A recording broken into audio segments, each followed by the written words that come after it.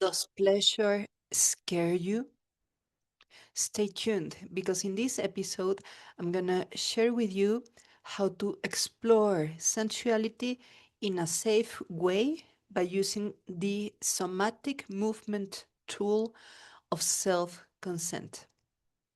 This is Candia Raquel. I am a Mexican sensualist, scientist, and artist. You are at the Sensual Sessions Podcast, the place to explore sensing pleasure through your senses and moving in a way that it's free from inhibition and full of self expression. So I get it. Pleasure can be scary because it takes over you, the experience, and you begin to express in spontaneous ways. You surprise yourself, you take space, and might be even that you just don't recognize yourself, like making all those sounds or I don't know, feeling your body blushing, your mouth trembling, and especially feminine pleasure can be so non-localized. And Lacanian psychoanalysis has elaborated big deal on that, and it's very interesting. That's also why in our even in our modern society, there's so much fear around sensual pleasure. And I wasn't aware of this until I realized that many of my guests that have come to the Sensual Sessions podcast, like renowned authors on body movement, founders of schools, even a Nobel Prize laureate, like really top level researchers of movement and the human experience, were on one hand comfortable talking about sex, but kinda discombobulated when I invited them to talk about pleasure, sensual pleasure. And if you're aware, when you hear the word pleasure, we immediately default into sex. But what about the rest of pleasure? Isn't just breathing pleasurable? Isn't eating a pleasurable experience? So the thing is that, again, pleasure is so impossible to box and to measure. Whereas sex, it's actually pretty easy to describe. It's coitus and its creative variations. And for me, as a biologist, I can define sexuality as sexual experience within the frame of sexuality as a reproductive function, whether or not it ends in reproduction. And you can measure the hormones and the body responses, and you can even make a brain scan, and you will see areas of the brain lighting up during intercourse. And of course, the obvious signs that is an accelerated heart rate and a swallowing of blood of the erectile genitalia of the tissues down there. So it's you can box it, like we know about it. But pleasure is scary because you cannot box it that way. And this is extremely important, especially for women, because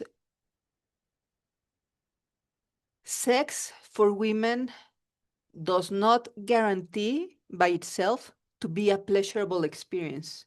In contrast with men, the pleasure for men, it's a default, but not for women.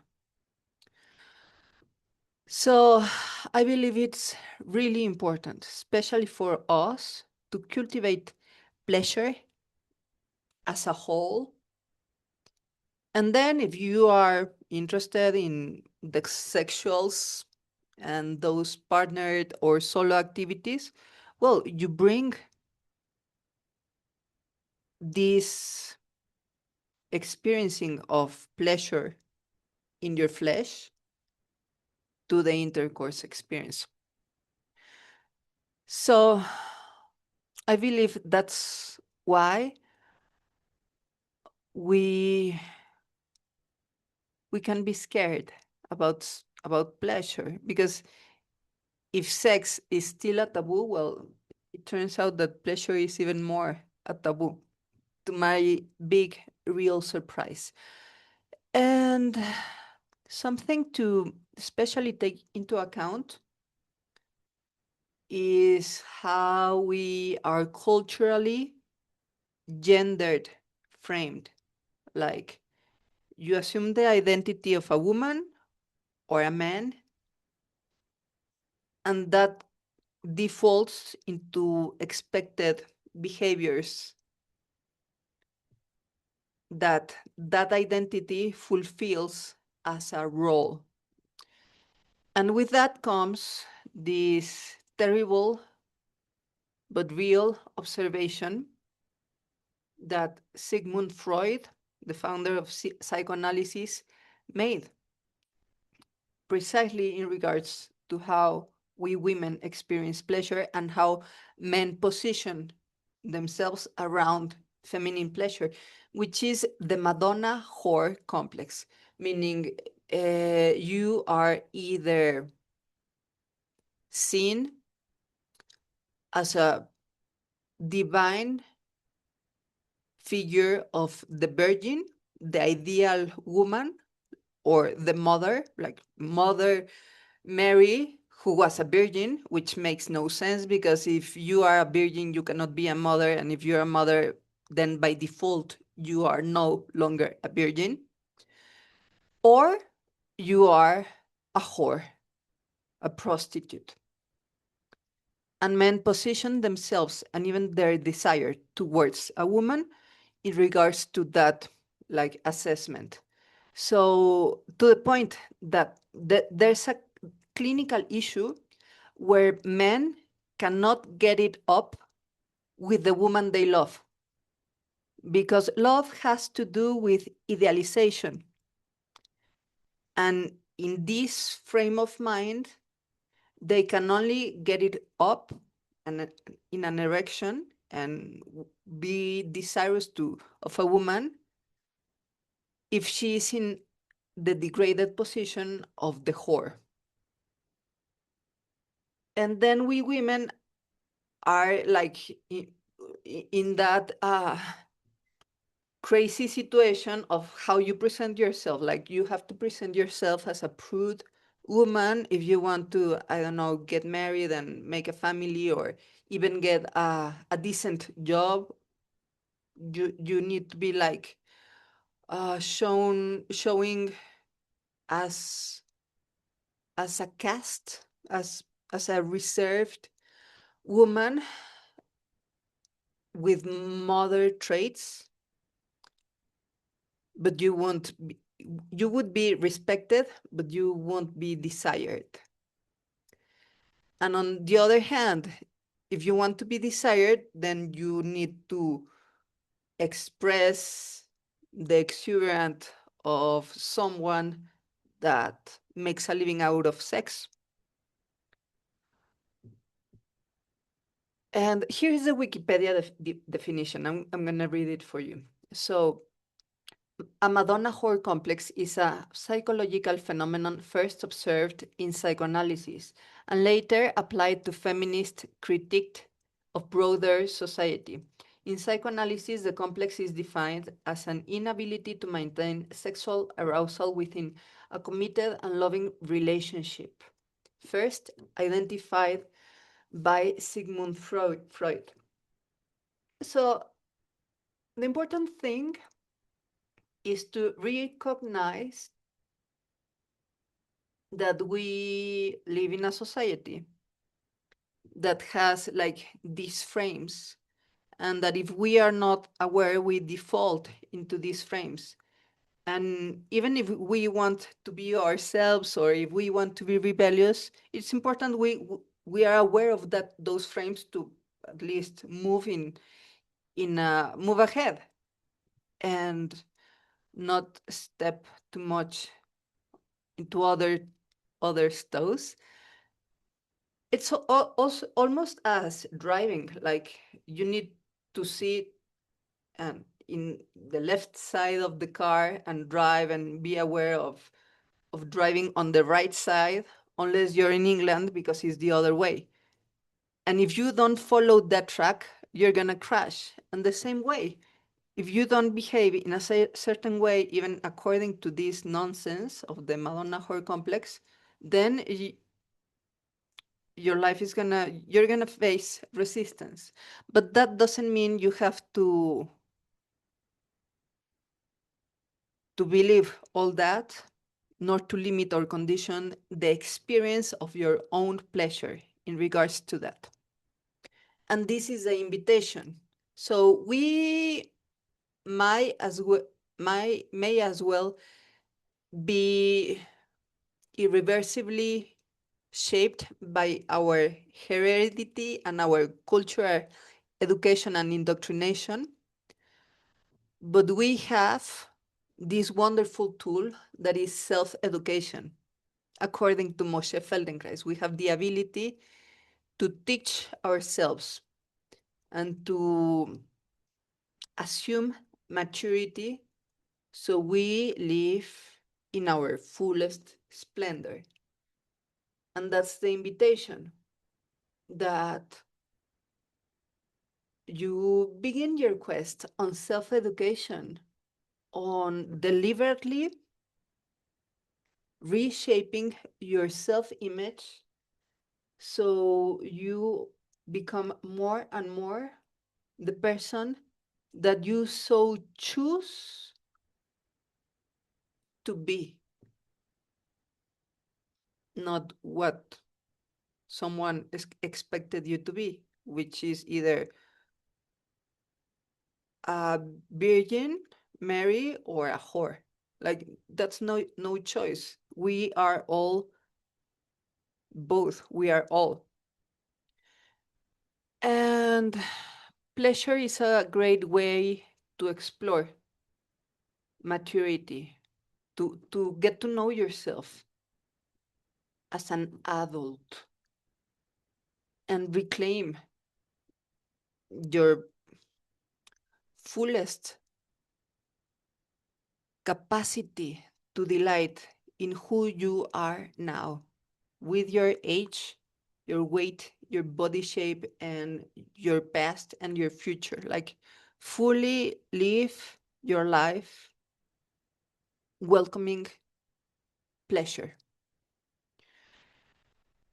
And the safe way to do that, of course, is by doing it as an adult. And that has to do with assuming your own authority to discern, which means to judge, which means to choose yes or no. I want or I don't want. I do or I don't. Black and white. That's it. And how does that looks? Well, let's talk about self-consent, and then we will put into practice that somatic movement tool in 3 steps. So first off, self-consent has to do with asking yourself for permission. I feel that especially we women, we've made great progress in this society to establish boundaries and to be the ones that either consent or don't consent certain kind of behavior, interaction, etc. It's like, hey, you gotta stop there. Don't trespass. Okay, that's great. That's great. That's basic for survival. But it's very important to also always look inside and ask ourselves for self consent, meaning, am I gonna give myself permission to do that or no? Which means taking ownership, you being the one that has the last word upon your life and your experience, even when it comes to positive things such as pleasure. And self consent gets very interesting when it comes to the bodily experience. So we may ask ourselves for consent in regards to eating a second slice of cake. So you pop the question, am I gonna give myself permission to eat a second slice of cake? And it could be like, you know what? Actually, I think I don't give myself permission to eat a second slice of cake because it's gonna sit in my stomach the whole day. I'm gonna get a glucose spike and then a crash, and then I would have to drink lots of coffee to make it through the afternoon, and then I'm not gonna be able to fall asleep at my time because I will be caffeinated, and I'm gonna wake up groggy the next day, which would ruin the whole day tomorrow.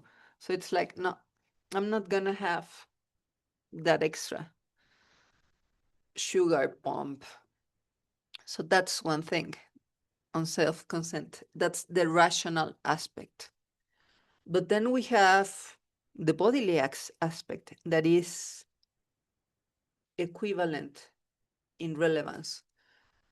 And you may think no, but your body may say yes. You may actually be drooling at the mere thought of the cake, and your stomach like, I want to eat. So that's your body consenting, saying yes, and your mind saying no. So the formula here is, if it's not a double yes, then it's a no. You have to be aligned in the two levels. And the same applies. Like, you're going out with a really hot, sexy stud, but you know it's a bad guy, a bad boy, and it's not good for you. And your body is going to say yes, but your mind is going to say no. Well, that's a no. The opposite example is saying, I am feeling really exhausted, but I need to finish the presentation. Guess what? Your mind is saying yes, but your body is telling you no. And this is extremely important because that means no. That means you need to stop, drop the presentation,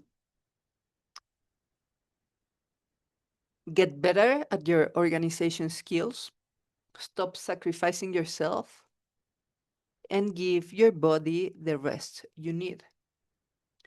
The same, you are feeling thirsty, but you are on a rush. You should stop on the way and buy yourself some water and drink that water. So the bodily aspect is the most conflicting aspect of self consent. especially because it pertains to pleasure or to pain.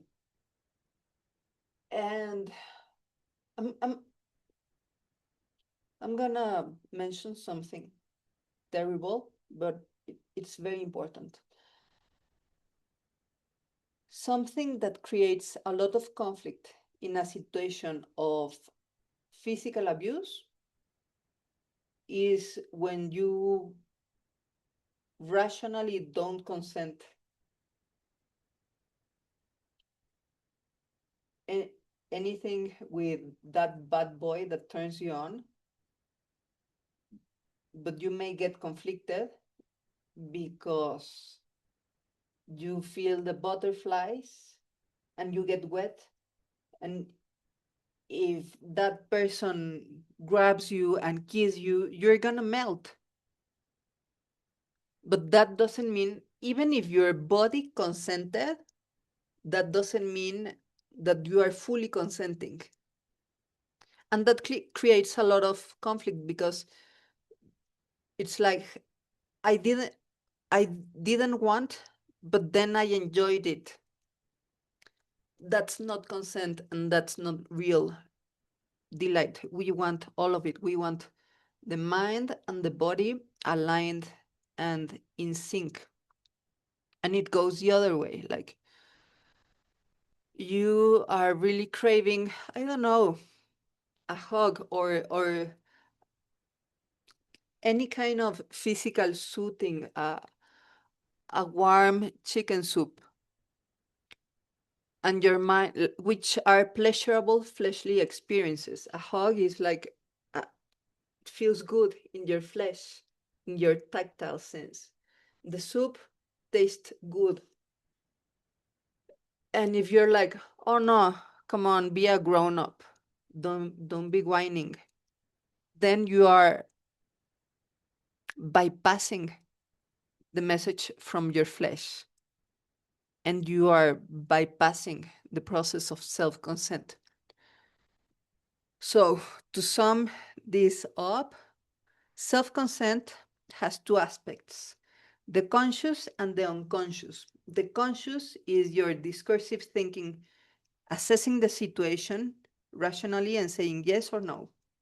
And the unconscious aspect is your bodily experience, how you feel in your flesh, that is mostly unconscious. It's like, oh wow, I am finding myself aroused, or I find myself hungry, or this smells so good, I can't stop smelling.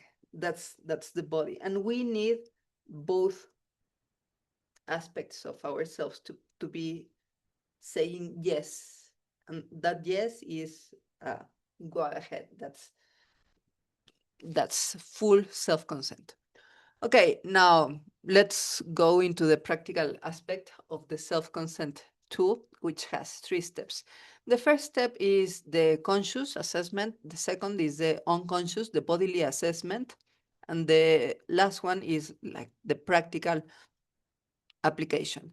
So step number one of self-consent at the conscious level, it's that rationally it makes sense. Like it's not a stupid choice, but it's like, okay, things are covered, or like, yeah, uh, it's the weekend.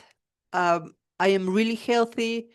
I really want the second slice of cake because my grandma baked it for me. I am visiting her and I am not gonna see her in more than half a year. So, of course, I'm taking a second slice of that exquisite cake that my body was already craving. So, that's a conscious, like, okay, I authorize myself rationally. The second step is then go to the unconscious. And you will know your body yes because your body will inform you through physical sensations of pleasure. Could be like salivating for the cake or feeling arousal at the possibility of being on an intimate embrace with your beloved, or you feel like covering yourself with a warm blanket. And most importantly, there is a sensation of ease, expansion, relaxation, and openness in your body. So there's a like a bodily trust, which communicates a full-on yes. So once you have your yes on those two steps, like consciously you say yes through your mind, and unconsciously you say yes through by noticing your physical sensations, then the third step is a practical application in your everyday life. So how you practice self-consent is by pausing at every turn. Imagine that you're driving and you slow down before making a right turn, and then you slow down when you're gonna make the next left turn. So you pause and reassess, like, yes or no, I want this. And an easy way to practice is with the food.